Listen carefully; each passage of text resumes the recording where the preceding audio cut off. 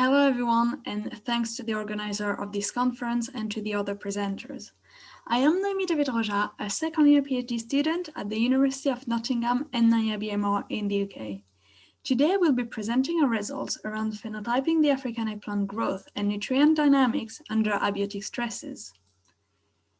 The overall aim of my PhD project is to expand the use of African eggplant among smallholder farmers by improving its yield and nutritional quality under environmental stresses.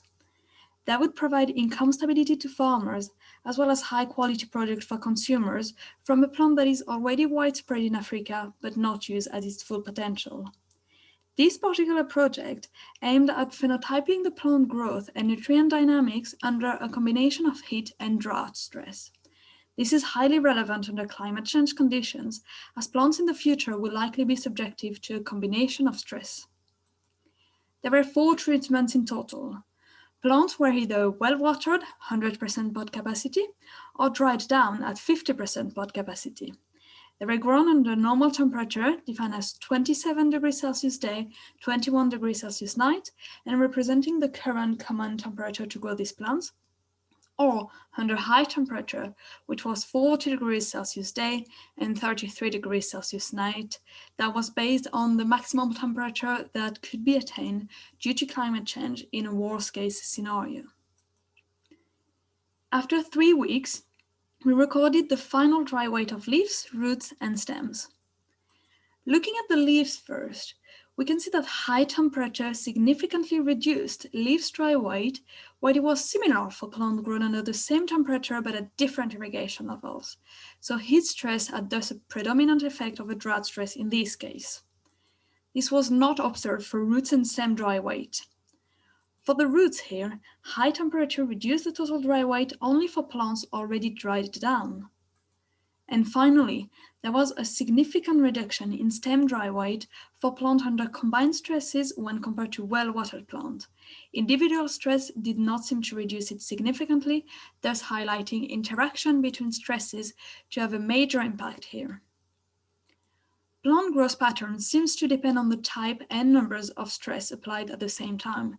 Different sections of the plant will react more or less according to the stress applied. Then we analyzed leaf mineral content. First, we can see that sodium has been particularly impacted by heat stress, with leaf under high temperature containing almost 25 times more sodium than under normal temperature. Plants under the same temperature levels but different irrigation treatment did not seem to have a significant difference in sodium content in leaves. Heat stress had a predominant effect of a drought stress, the same effect observed for leaves dry weight just before. But again, this observation was not made for other nutrients. Potassium here was impacted differently, with an increase for plants under heat alone, but no difference for when drought was applied alone.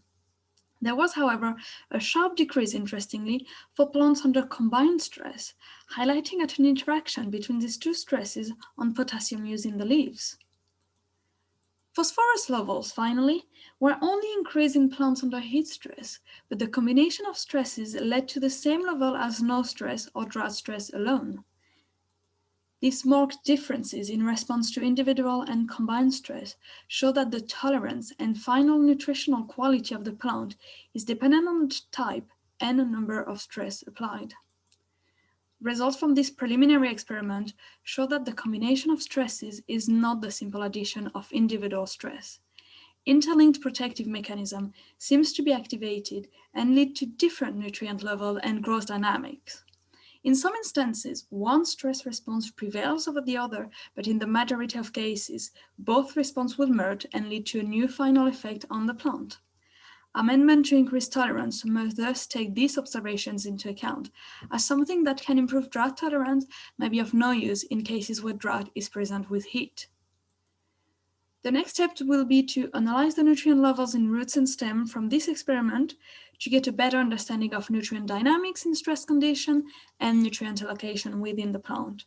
Another experiment is also underway to study the effect of a reduced heat stress intensity and length to mimic more closely natural conditions, such as heat waves. Thank you very much, and do not hesitate to contact me via email. Enjoy the rest of the conference.